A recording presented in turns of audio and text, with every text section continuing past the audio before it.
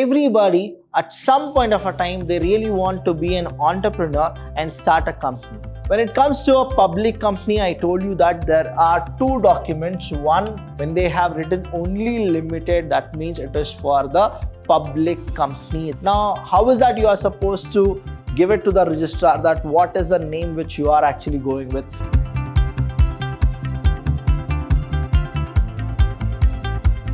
Hello everybody, a warm welcome to one and all. I'm Abhilash Chandra from the Department of Business Studies in Vidyashram PU College, the Temple of Excellence. Welcome to the last session of Business Studies Formation of a Company. Now, formation of a company has been a very interesting chapter and you have loved it as what I know. The reason is everybody at some point of a time, they really want to be an entrepreneur and start a company. So if you learn this chapter properly, you know the documents or something, 20 to 30% of the entire formation of company is actually mentioned in your syllabus of first PUC. But let me tell you students, the way we have explained it, the way you have learned it, I'll tell you there are n number of other documents as well when we register any company. But I'll tell you, the formation of a company being a very interesting chapter, you are supposed to always recall and research more about what are the different types of formation of a company, and then you will understand that memorandum of association, article of association, the consent document, the statutory papers, the declaration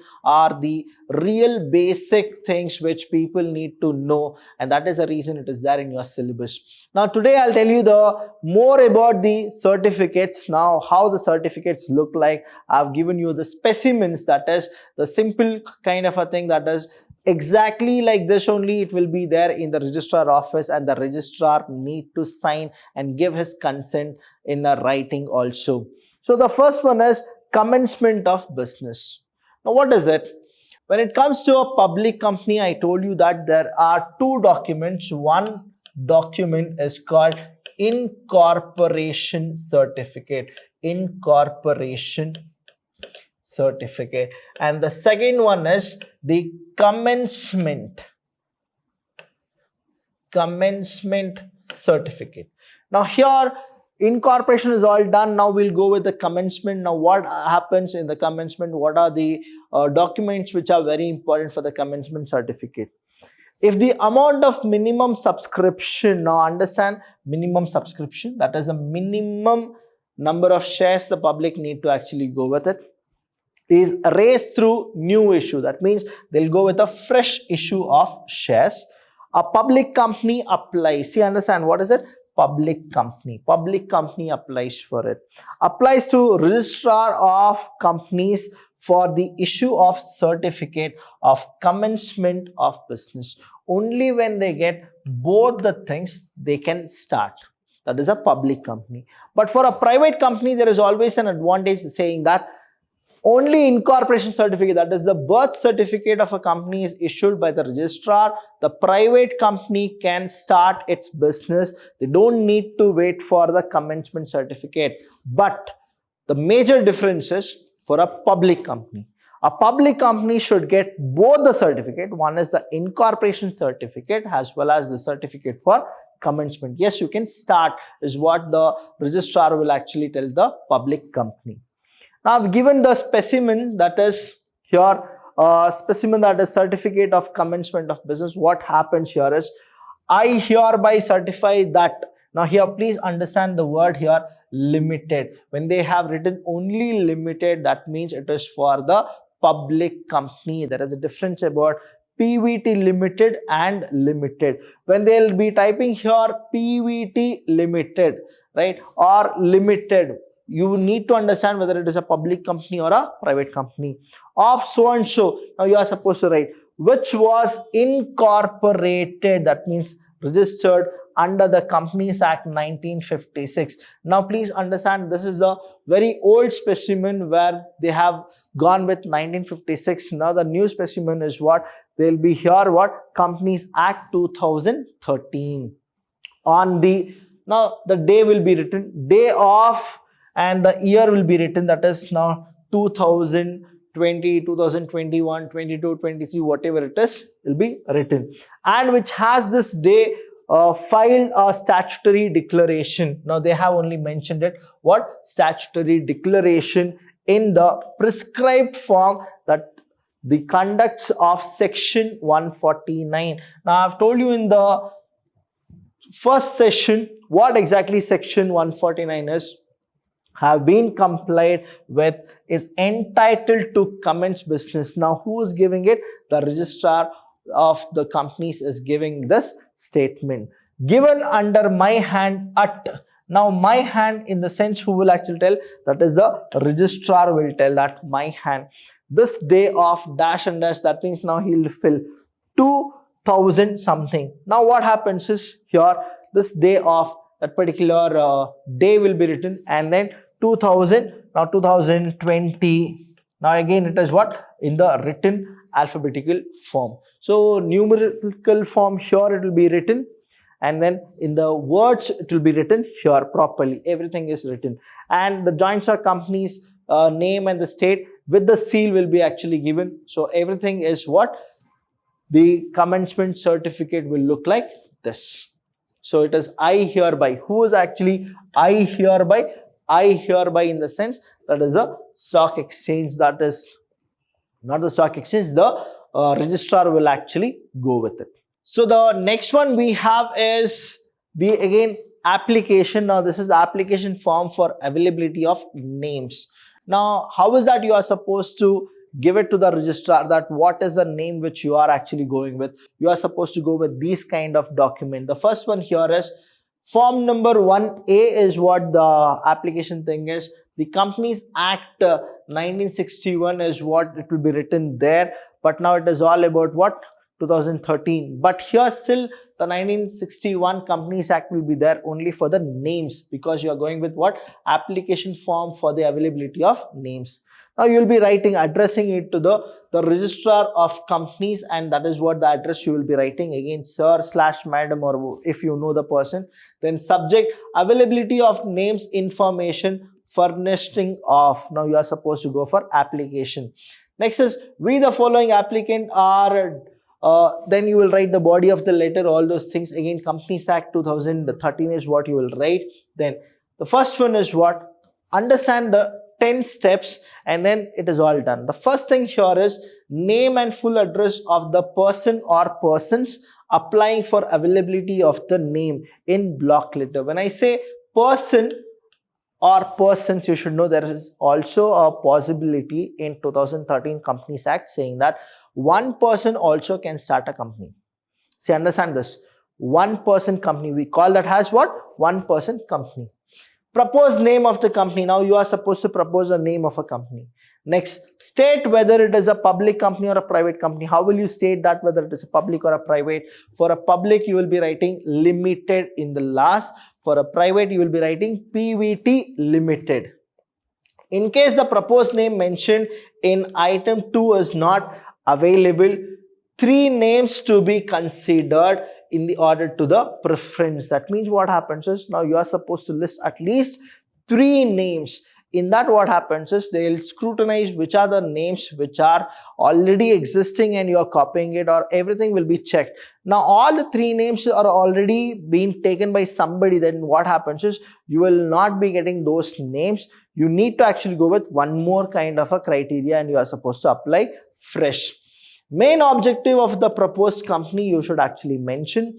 Then you are supposed to go with name and address of the prospective directors and promoters. Now here I have told you in the session 2 and session 3 that you are supposed to always describe everything here.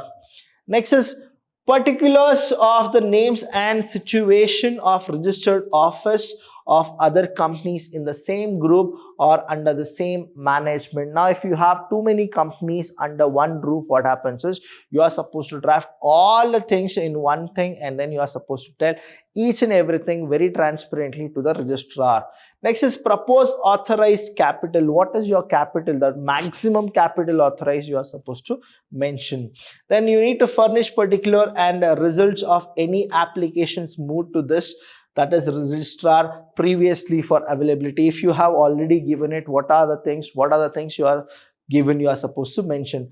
particularly of remittance of fees. Now you are supposed to also mention the remittance fees. What is the fees you have actually paid? Now again, what happened, the date and everything you are supposed to go, then signature of the applicant. Now if you are only one person, you are supposed to go with only one signature. If you have more, then you are supposed to go with who are the applicants. That's why here what it is, person or persons applying for the availability of the names, right? So these things are the mandatory one, and we call that as what, form number 1A. That is the form number 1A. That is how it looks like.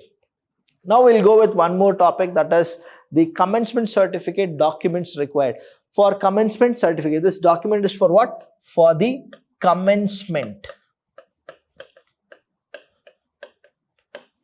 Commencement certificate. And these are the documents. Now a declaration that shares payable in cash have been subscribed for the allotted up to the minimum subscription mentioned in the prospectus. So you should have a declaration saying that whatever is mentioned in the prospectus, you have done it. Next is, there is again, see, everywhere there is a declaration. That means you are supposed to show them that what you have done. A declaration that every director has paid in cash. Now directors should also go with what? They need to go with qualified shares. So they need to pay in cash. An application and allotment money on his shares in the same proportion as others. Now whoever it is, the director should also go with the cash. It is not like he can't say that later I'll just give it. Next document is again a declaration that no money is payable. Now as a company, what happens is, when they allot shares,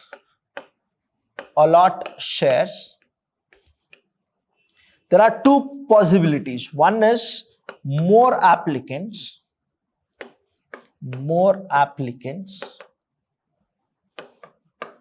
or no applicants.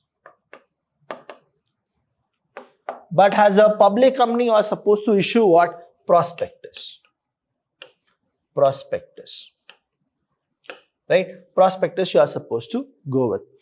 A declaration that no money is payable or liable to become payable to the applicants because of the failure of the company to either apply for it or obtain permission to deal in its securities on the stock exchange. So what is that you should do?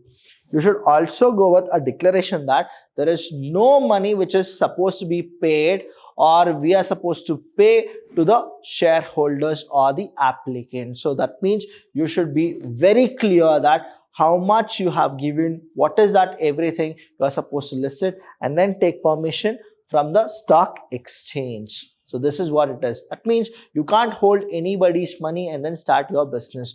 You need to give the money to the applicants and only then the declaration should be made that you are not liable for anybody. And then the last stage or the last document is called as what? A statutory declaration that the above requirements, whatever the requirements was there, have been complied with. This declaration can be signed.